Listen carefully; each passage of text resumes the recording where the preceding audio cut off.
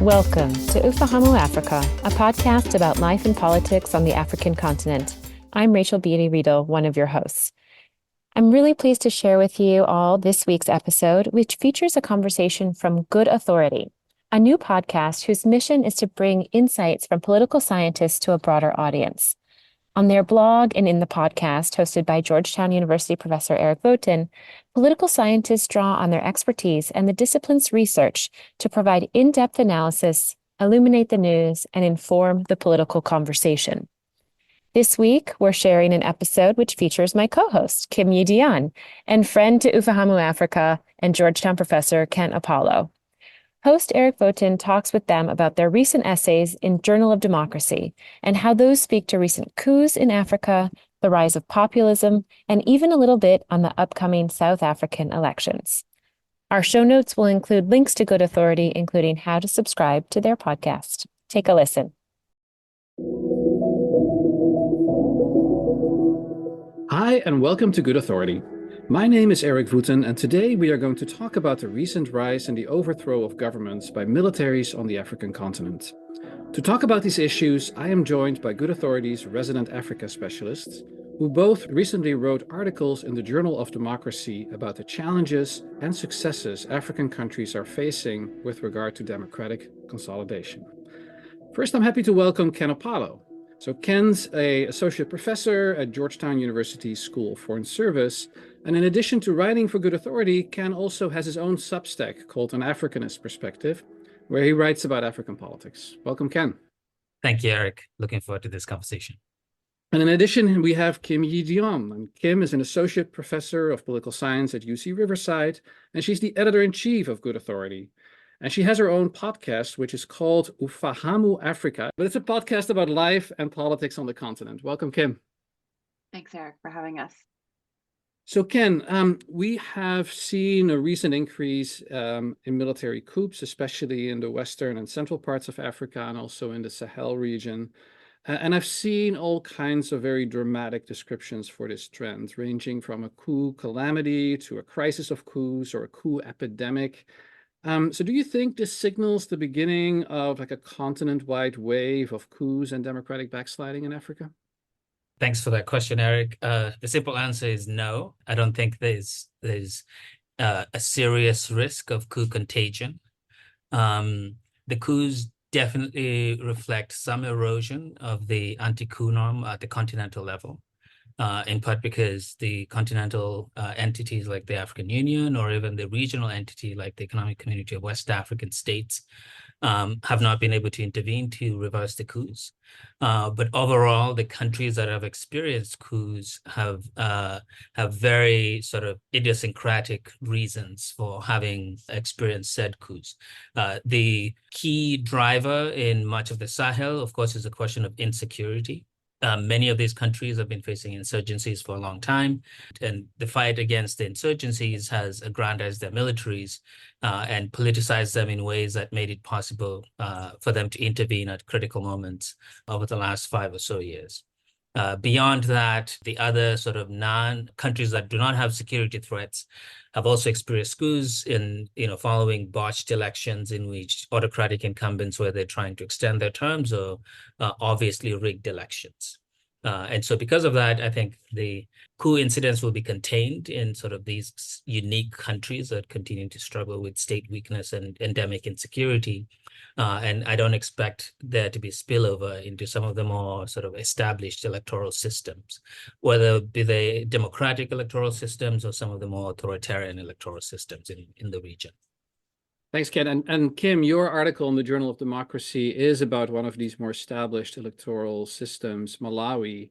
And you're really describing sort of a success story there. Can you explain a little bit what has kept Malawi relatively stable in terms of its democratic consolidation? Sure. I think there's a lot of different forces that support democratic resilience, even during hard times. And that's why I think Malawi is a really excellent example for us to look to. In particular, I think in the case of Malawi, the two key features that I talk about in the essay are the regular movement of people in the streets protesting against what we call executive aggrandizement, or the incumbent president trying to take more control over power and to centralize his power. And people taking to the streets, expressing their dissatisfaction. We saw that in Malawi, not just in the most recent attempts at executive aggrandizement in 2020, but actually there's a longer history of that, even going back to the fall of the dictatorship in 1994, right? That street protests have been really important. Also important, and I think paying attention to what's happening in the streets, is the role of high courts in deciding in ways that are unfavorable to the sitting president, right? And the independence of Malawi's judiciary has been really important. Again, not just in this most recent period where there were, challenges to democracy, but going back, to 1994, when there was a return to multi-party competition, to, second-term presidents deciding they wanted to stay longer or, do other things that limited checks on their power, you would see the High Court or Malawi's Constitutional Court stepping in. And while I think Malawi is a great example of this, and we should be paying attention to this landlocked little country in Southern Africa, I don't think they're alone, right? And we can see this, for example, in Senegal, a place that I think a lot of people who study African politics are aware of, just how important it is to ordinary citizens to safeguard their democracy by taking to the streets when they're seeing presidents or even legislators trying to centralize power and take away people's voices or remove the levers of accountability that they're supposed to be held to. That there's something really important about that, and especially if it can be buttressed by a strong and independent judiciary. So both of you are pointing out, I think, that we should not treat Africa as a country, right? There are, in fact, different countries here that all have their own dynamics, but also some shared history, of course, and shared threats and trends. The role to judiciaries in several countries is one example. But I wanted to talk about one specific common threat that Ken identifies in his article, which is sort of the aftermath of the Libyan civil war and the security threats that arose from that. And you identified that as one of the main reasons why we're seeing so many of these military coups, especially in the Sahel region. Can you explain a bit, Ken?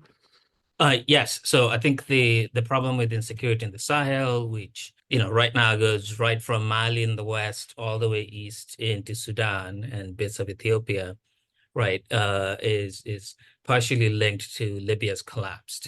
So the collapse of Libya did two main things. One, because President Gaddafi had as part of his coup-proofing strategy, lots of armed men from the Sahelian states that were part of his sort of paramilitary sort of security architecture. After he's kicked out, many of those people were kicked out of Libya, understandably, by Libyan citizens, and then went back to their home countries in the Sahel and became sort of, men for hire for would-be insurgencies. The second problem was the fact that Libya's collapse also created this sort of ideological superhighway linking the Sahel to some of the more extremist groups in the Middle East, all the way east into Pakistan.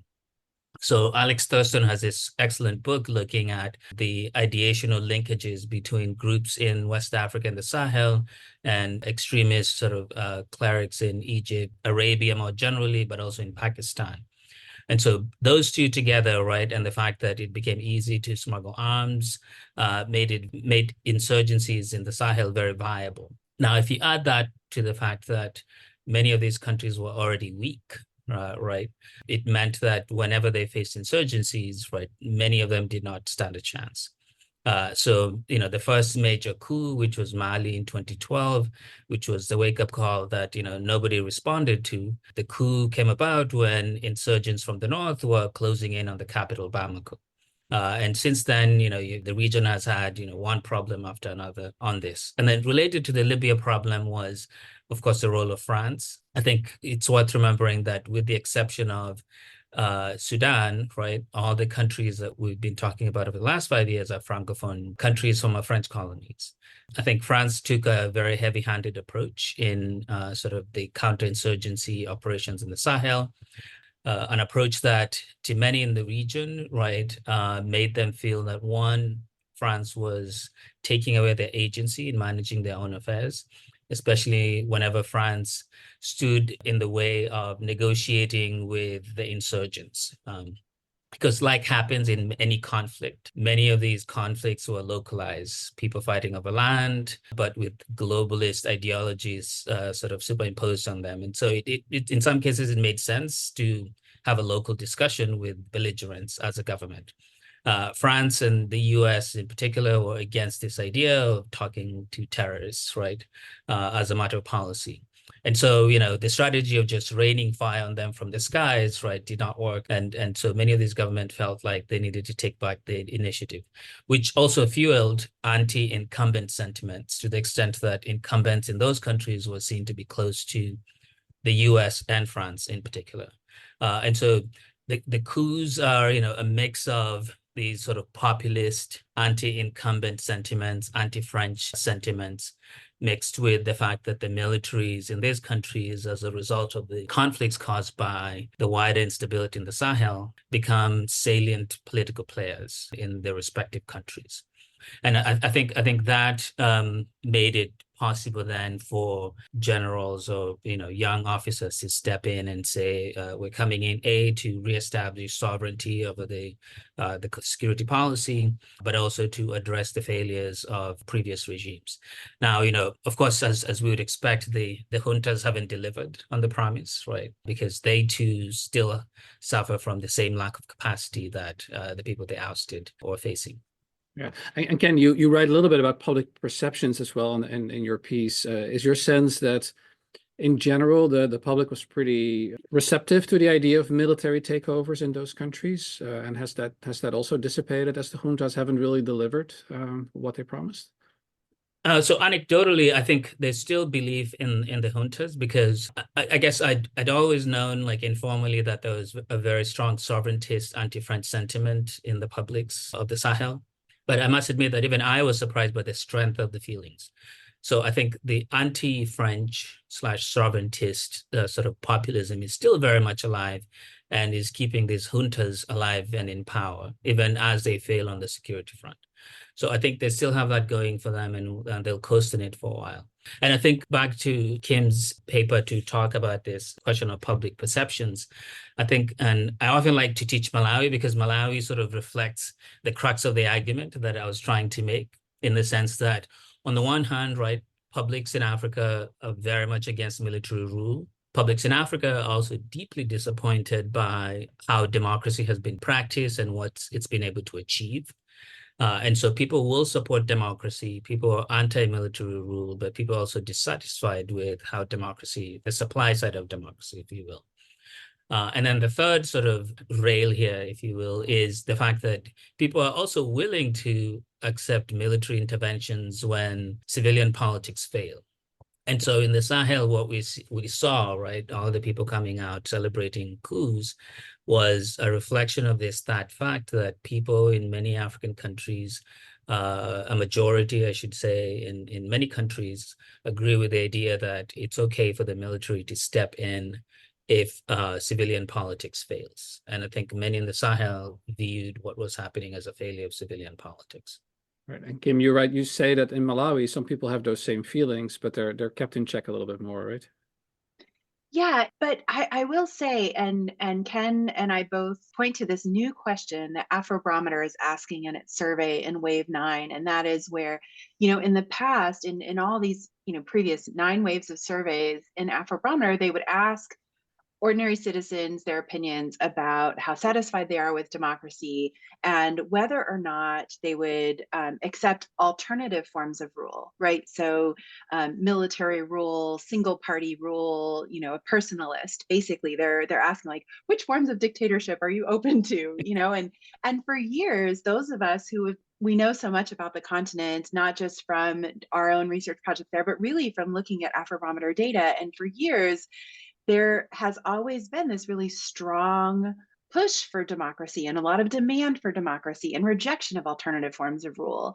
And then at the same time, you'd see Borna Bey win a fourth term as president. And you're like, wait a minute, you guys don't even want him to have a third term. So how are you saying this in these surveys, but then, the outcome is different? Like, how is it that you say you want democracy, but when the military rolls in tanks down the capital city's streets, you're out there cheering them on? So it doesn't make sense. And I think this new question that Afrobarometer has asked about when there's something really bad, is it okay for the military to step in temporarily? And I think what that question is helping all of us who've been using these data over the years understand better is that people appreciate, especially in places where they trust their militaries, they appreciate the opportunity that, there's someone else who can check the power of a bad president. And I think in Malawi, my concern actually, Malawi is a place that's never had a military coup, right? And in fact, there were opportunities for the military to come into rule. And I think in particular, we saw this in 2012 when President Bingu Mutharika died in office. There was, a lot of, hidden, they didn't say that he was dead for 2 days.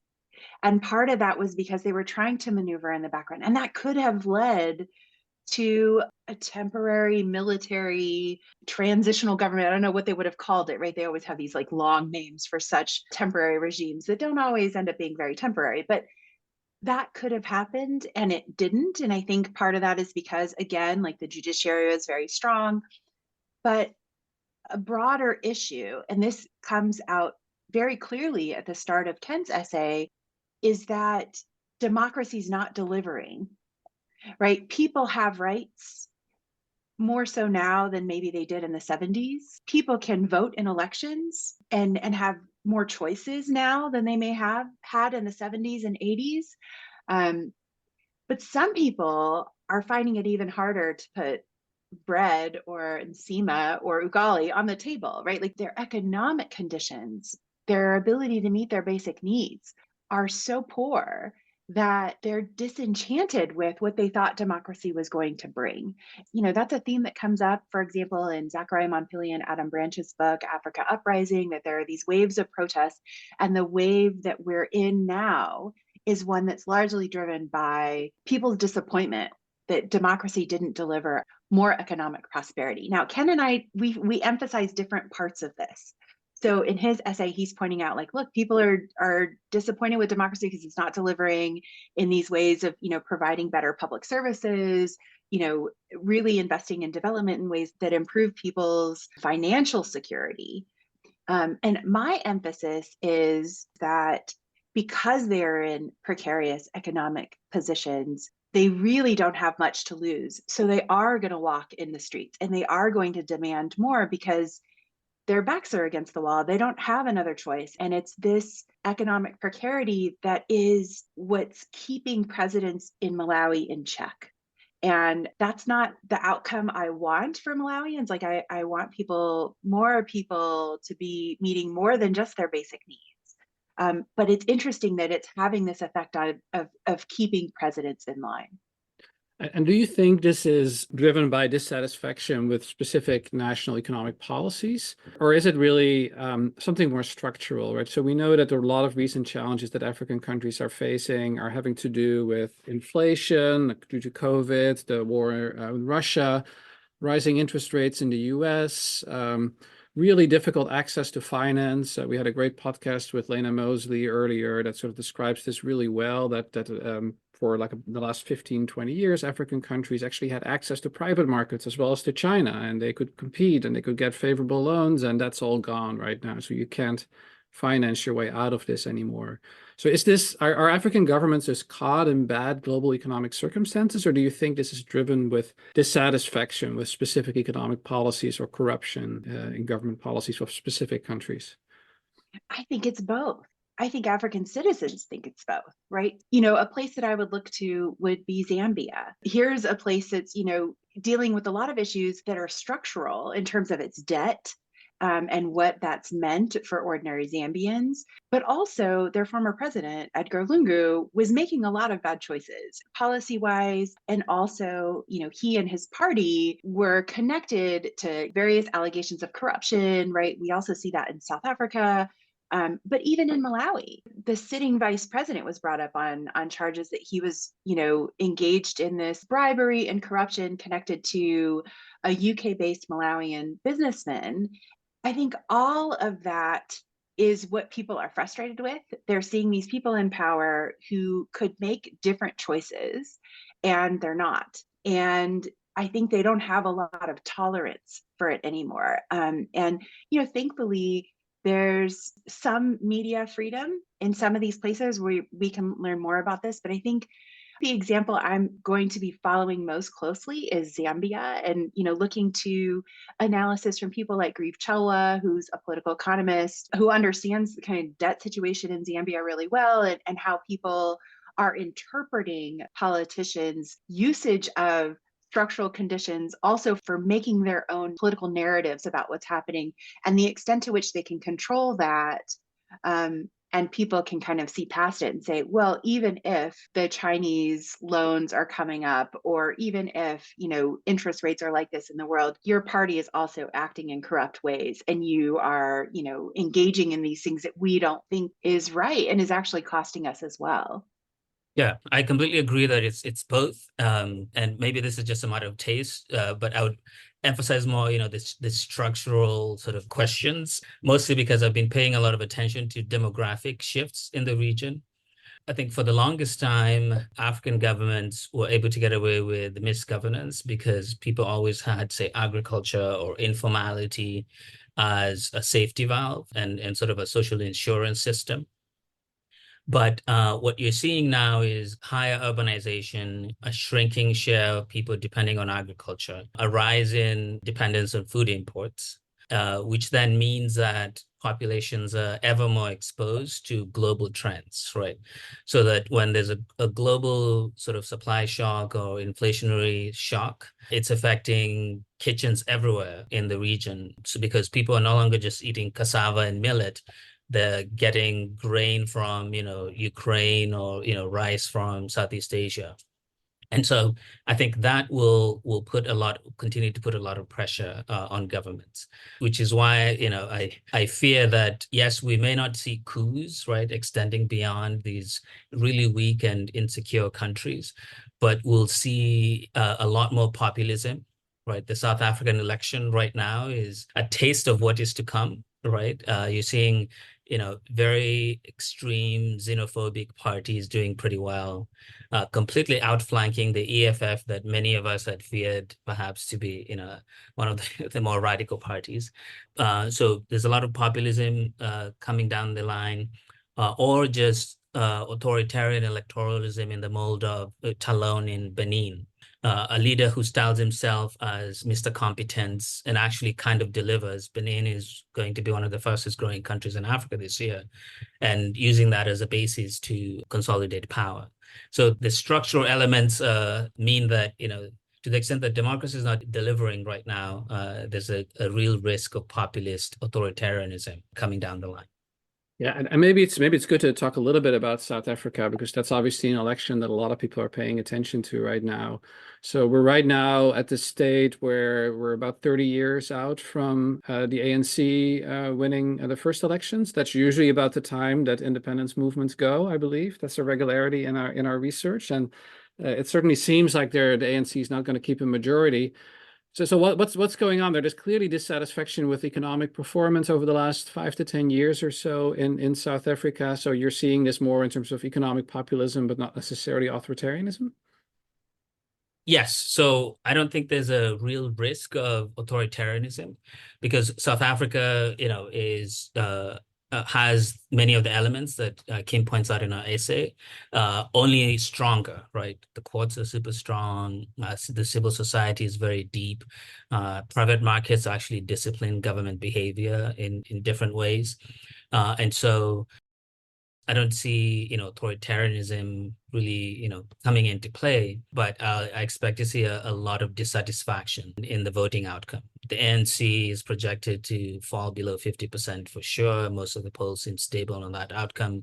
The fear that I have perhaps is that since the ANC would likely not want to share power with the main opposition party, they'll have to sort of concede points to the more extremist parties that are running on explicitly xenophobic platforms and also have some extreme ideas about what needs to be done about structural reforms in South Africa. Yeah, and the DA includes the remnants of the National Party, right? Or the old National Party. Yeah, so the DA is right now, appealing to the mostly white South Africans, affluent Black South Africans, and mixed race, quote unquote, colored South Africans. Although, there's also a new colored party that will probably get, a substantial share of the vote. The ANC knows them to be a stronger party and therefore will not want to share power with them. So I think the first preference will be to try and cobble together an alliance with some of the smaller parties that they can buy off easily. Because I think the DA will gum up intra-ANC politics. And due to them, what, Germany's major parties have seen happen to them after getting into a grand alliance of major parties. Yeah, I'll just add, I know that the polls are showing that the ANC is not going to get to 50%, but the party is not going out without a fight. Right. So we saw, just in recent weeks, there was a court decision that's allowing Jacob Zuma to run. Right. So here's a person that, many of us looking from the outside might have seen as like someone who, because of various corruption allegations, has just fully fallen from grace. But he's a kingmaker in South African politics. And Cyril Ramaphosa knows that, in order for the ANC to do well, he's going to need Jacob Zuma helping the party get over the finish line. And I agree with Ken. It seems really unlikely that, were the ANC to not have a majority, that they would form a coalition with the DA. But I also think that just opens up this other question of like, why these elections in South Africa, I think, are going to be some of the most exciting to watch, not just for election day, but is this going to be the first time we're going to have to see a coalition be made? And, who's invited to the party, who's in those conversations, and what kinds of deals are they going to have to make about cabinet appointments to make sure that everyone in the coalition is happy? And what does that mean for policy? And I agree with Ken, especially as a person who studies Malawi, a large migration sender to South Africa, who have been targets of xenophobic violence for over a decade now. I am really concerned about potential coalitions that the ANC would make and what the ramifications will be for many people who may not be citizens of South Africa, but make the country run. Right.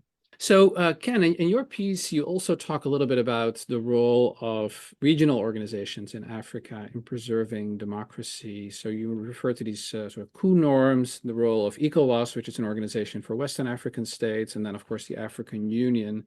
And we know it's different for regional organizations to actually matter. We did a previous podcast with Dan Kellerman on how the EU has failed to prevent democratic backsliding in Hungary. So if the EU can't do it, what can organizations like ECOWAS and the African Union sort of effectively do to stop democratic backsliding in some of the countries that have experienced coups? Yeah, I think ECOWAS was tested in part because personally, I think ECOWAS's failure was mostly a lack of appreciation of popular sentiment. I think most people within ECOWAS thought that this would be a standard, let's move into the Gambia, get rid of the autocrat who lost an election and doesn't want to concede, a move that was popular among Gambians more broadly, right?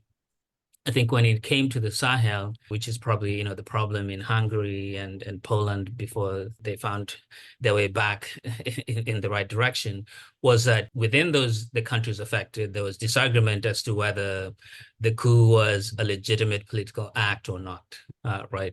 And so ECOWAS failed to manage those internal public opinion differences. So the coups themselves were popular. ECOWAS was trying to install a democratic government that had lost legitimacy because of their failures on the economic front, but also with regard to counterinsurgencies. And that just made it very difficult, so that when ECOWAS threatened to intervene, there was a rally around the flag effect with people openly defying them to try and intervene. So I think this is a lesson on IOs that fail to sort of manage the internal politics of the countries they're trying to intervene in. All countries have domestic politics, and when IOs ignore the domestic politics, they're likely to fail. The second thing is that, of course, ECOWAS just doesn't have capacity, doesn't have the same amounts of leverage. It's really shocking that Nigeria, Africa's largest economy, or third largest based on recent IMF numbers, right, couldn't force 3 landlocked countries to its north to sort of comply with the anti-coup norm in the region. And I think this speaks to the fact that intra-Africa trade and institutional linkages still remain very weak. And therefore, there's very little leverage, especially when there's domestic disagreement over what is to be done.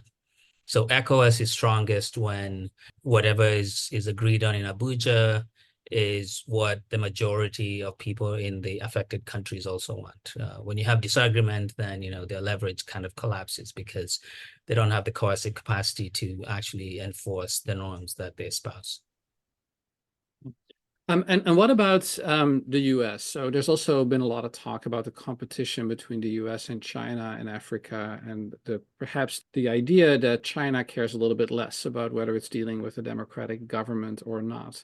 Do you see that mattering, or does the US not really have that much leverage to begin with to enforce sort of democracy norms in Africa? I think the US doesn't have leverage in the sense that the US also doesn't have strong links in the region.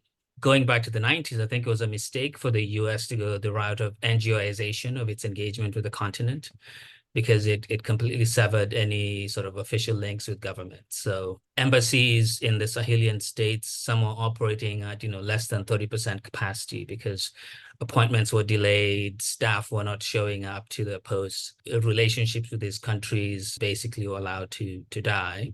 And that limits America's ability to sort of exercise leverage over the governments or even coordinate with Nigeria and other members of ECOWAS. And I think the US also suffered in this particular instance by being tied to France.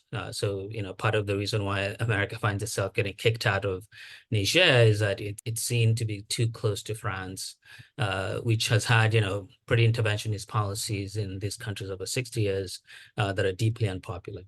And then on China, I think China doesn't care about the regime type that it's engaging with. But I think more importantly, right, because China, does this in democracies and autocracies alike, China's biggest selling point isn't necessarily that it doesn't, care about the regime type.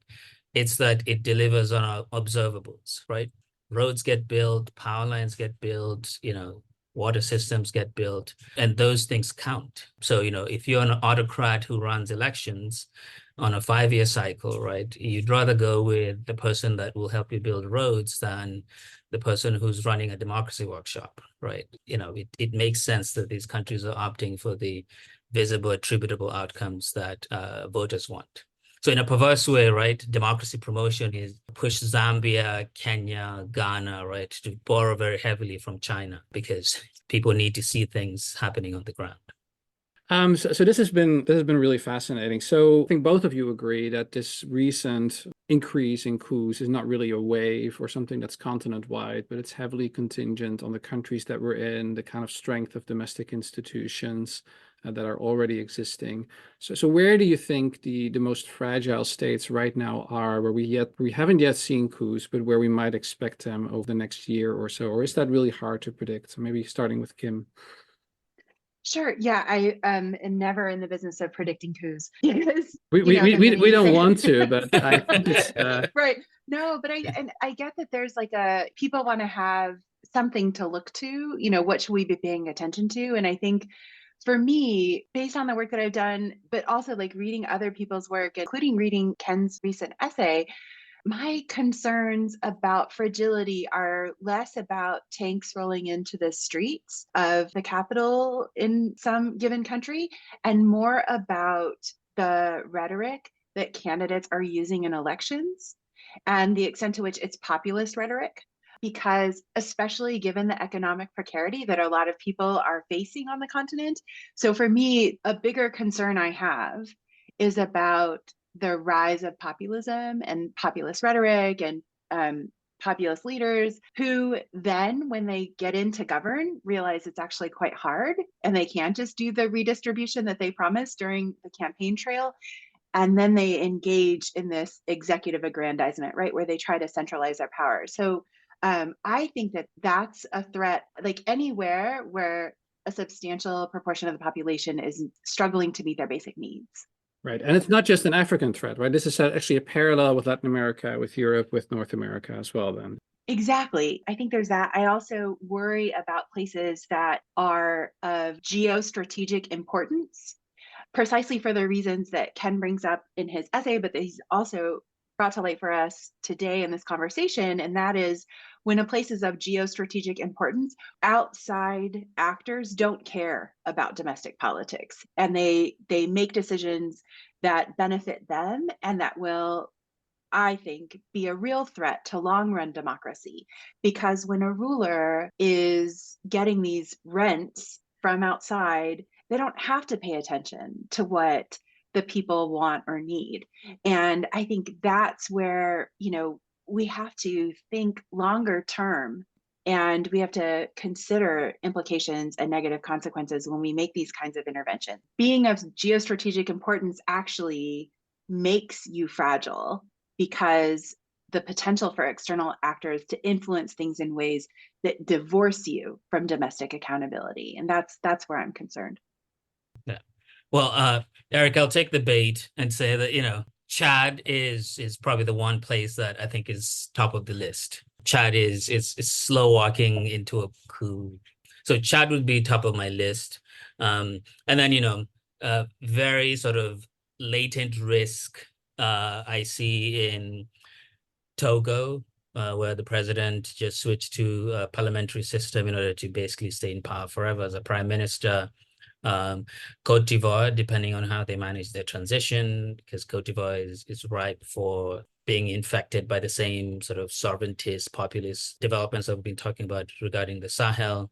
And then lastly, Uganda, where the president's son is trying to succeed his father.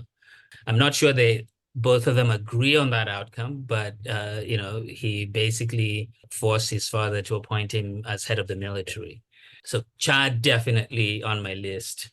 Countries that I'd very much worry about Cote d'Ivoire, Togo, and Uganda. And I absolutely agree with Kim that the much bigger risk is this threat of autocratization through populism. As Africa gets more urban, economic problems sort of accumulate, and farming ceases to be an outlet for many people, we're going to see a lot more populism in the region. Right. Well, thanks to you both for a really enlightening conversation. I learned a lot, and I'll keep reading your stuff and listening to your podcast to learn more about Africa. Thanks so much for joining us. Thanks for having us, Eric. Thanks. Good Authority's mission is to bring insights from political science to a broader audience.